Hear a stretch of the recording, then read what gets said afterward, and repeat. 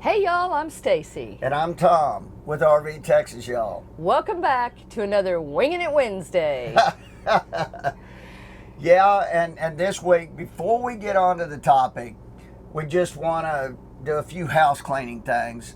One is we want to say thank you to our posse. Shout out to our posse. We've had a lot of people join lately, and we really appreciate that. Absolutely. We also want to thank everyone who subscribes to our channel here on YouTube and leaves comments and likes, and you know, that's what encourages us to keep making videos. So thanks to you guys, and we want to invite, if you're new, we want to invite you to join us here on YouTube. Hit that subscribe button, hit the bell so you'll receive notifications. We'd love to hear from you, so leave us a comment. Yeah, leave us a comment, and also give us a thumbs up. Give us a like if you like the video.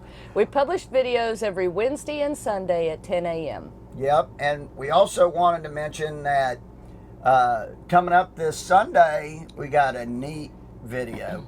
We're going to take you back to Galveston and show you some of the hidden history or lesser known history, places that you may have driven by a bunch of times when you're down on the island and didn't even think about the stories that might have been there. We did. Yeah. We drove by a bunch of times, and I'm telling you, almost everything we're going to show you Sunday, we didn't even know about. We've been here so many times, didn't even know about. So it's pretty neat, and it's very neat history. So you want to look forward to that. Another thing, next Wednesday's Wingin' It Wednesday, it's a big one. It's 6 months of full-time RV lifestyle for us, and it's crazy that we're hitting the 6-month mark. But we want to go over that. Well. And maybe kind of give you a glimpse into the future too. Maybe what our next 6 months might look like. So. So stay tuned for that.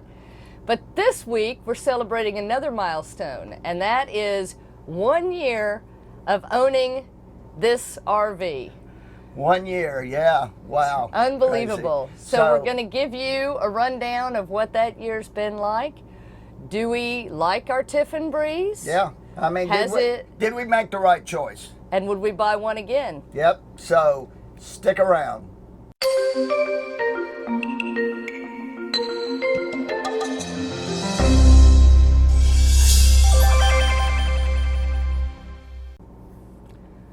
Okay, so we're filming this on Wednesday morning, so we have our coffee in hand. Yeah, I mean, we literally are winging it. Things have been crazy this week. Good crazy, though. Good crazy. So getting to the topic, y'all know the rules of winging it. We set the timer on my phone for 10 minutes, and we are winging it. We're winging it. So yeah, it is amazing to me to believe that it was already a year ago that we were up in Indianapolis, Indiana at Mount Comfort RV buying this Breeze that we found on YouTube. Yeah, and literally it was a year ago yesterday. I mean, to the day that, you know, we signed at Mount Comfort and we moved into this RV. I mean, from our other one. And man, time has flown by. It's amazing. We've got several videos that we've done over the last year. Things where we talk about why we chose a Tiffin Breeze 31BR. We did a video about when we packed it up. We gave a tour of how it looked packed for full-time life. Yep. And yes, you can live in a 31-foot motorhome full-time. There's no doubt. You can live in smaller too. We're finding that out. I mean, we Absolutely. keep downsizing. Even yesterday, we took another box of stuff to Goodwill. It's amazing. And so, I mean, we keep downsizing. We're underweight. We know. We showed that in another video. And if you haven't seen that, that's a great video. It shows a couple different ways of how to weigh. But so we'll link to all of those videos as well as Mount Comfort's original video, the way we found this RV. yeah. You'll love Chris, in the description. by the way. Yeah, Chris. Hey, Chris, what's going on? Polly. Yeah. So anyway, okay, so there were some things when we bought this, there were some specific reasons why we chose this particular model of motorhome. And for those of you who don't know, we live, work, travel full-time in a 2017 Tiffin Breeze 31BR, which is a 31.5-foot Class A diesel pusher motorhome. Yeah, and we bought it used. It was only 6 months old and had about 5,000 miles on it. So, you know, that was a good thing. It's rare to get a motorhome that, you know, is only 6 months old, and a lot of that depreciation's already gone. So that worked out great.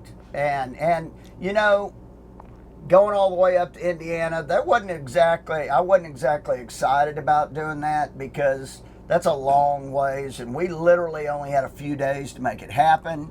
Our son was in high school. It was his senior year. He was about to be in the playoffs in baseball, so we had a few days to get there. You know, so we had to do it quick. But about the motor coach, though. But that's my point, though. It seemed to be such a perfect fit for us, right, when we saw it on YouTube, that we had to make it happen. You're right. We watched the video a ton of times. A ton of times, and it you know, in a nutshell, it has been perfect. We love it. Well, you know, there were a few things. The main reason we chose it, if you guys will remember, is the size. We wanted to go smaller. We had a 35-foot Class A diesel pusher before. We wanted to go a little bit smaller and as small as possible, but still stay with the diesel, so that we could hopefully get into more state parks and national parks and be less worried about finding areas to camp. The size has been fantastic for us. Yeah, and yes, contrary to what a lot of people believe, we will go out of Texas. I mean, the way this thing has started, we got a diesel pusher so we could travel long distances. So absolutely, and it's just been, we were still trying to sell our house. We had things happening back in Houston that we had to bounce back and forth. But we are definitely going to travel a lot in this, and that's why we got the 31-footer, so we could get into some of these national parks. And it's already paid off for us in a couple of campgrounds. There's been a few places that, you know, a lot of the spots were taken. There weren't a lot of options when we made our reservations or when we pulled in, but there was a spot that we could fit in that we would not have been able to fit in before. So that's been great. Yeah, and we also chose it because we believed in the Tiffin story. I mean, if you do research out there and you really look, the Tiffin family, Bob Tiffin, the founder of Tiffin Motorhomes, is still active with the company. It's still a family business. They have a great reputation on customer service, and which they definitely have been. It's been perfect with us. They've been really supportive. Every time we've called with a question or anything, they've been super friendly and helpful. It's not to say you never would have a problem with the Tiffin. Every motorhome, every RV, you'll have some kind of issues with, but you know, they back it up, and we've seen that. We had problems with our lights in our motorhome, and still having some minor issues, but we were out of warranty. All we had to do was call. They backed it up on their nickel. They sent us more lights to replace. I've been replacing them one by one, and no issues at all, no questions at all. In fact, called yesterday and got a few more, and very easy. And so that was one of the main reasons why we chose this coach, and it's been backed up.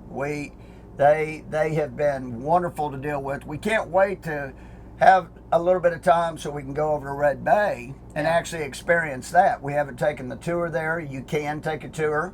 Red Bay, you don't have to own a Tiffin. In case you don't know, Tiffin motorhomes are made in Red Bay, Alabama. Which is unique, because most motorhomes or RVs, around 90% of them are made in Indiana.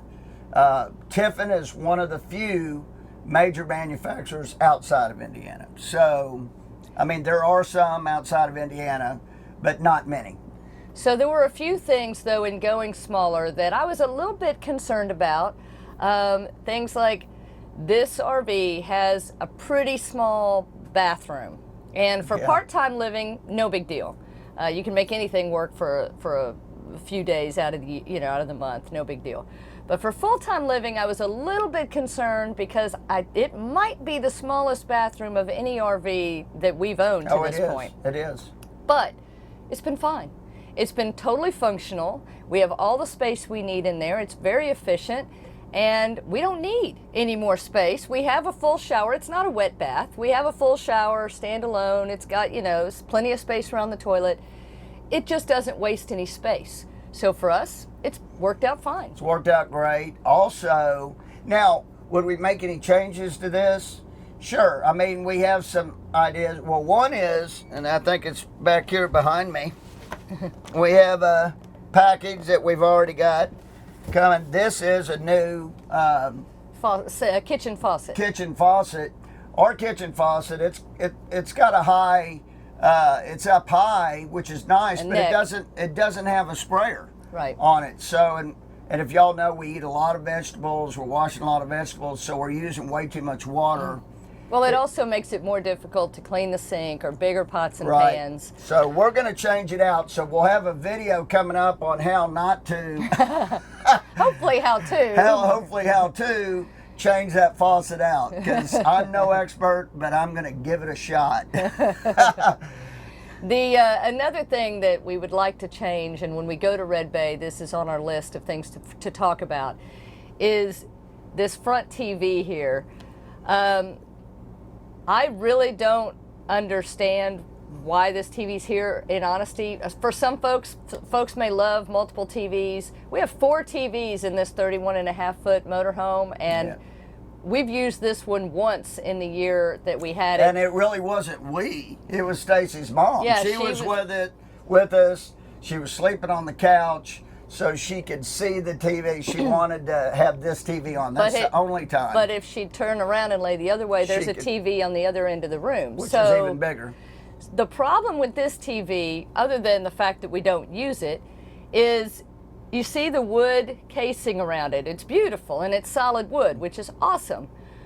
And a lot of Class A diesel pushers have this front TV like this. Where it doesn't really work in the Breeze, in my opinion, is the Breeze is shorter in height, and it's more narrow in width, as well as shorter in length. So when you walk in, this wood cabinetry is right at the level where it's real easy to bang your head on the corner. The corner. And when we first got it, Stacy and I both, I mean, within the first 24 hours, probably hit our heads 2 or 3 times each. And so, but lately we haven't hit our head in a long time. We've learned it's there. We've learned it's there. I mean, you have a tendency to learn when you hit your noggin that hard a few times. But still, we'd rather utilize that space for something else. That's another great thing about taking it back to Red Bay. There's you can do cabinetry work and stuff. So we're hoping to get to do that one day. So those are the 2 major changes. Oh! There's the timer. Boy, that flew by. That flew by. All right, well, that gives you a little bit of a wrap up on what we think so far after the year in the Tiffin. Hope you enjoyed it, and make sure you hit that subscribe button, and leave us a comment, and we'll see you on Sunday. Safe travels. And happy camping. Bye.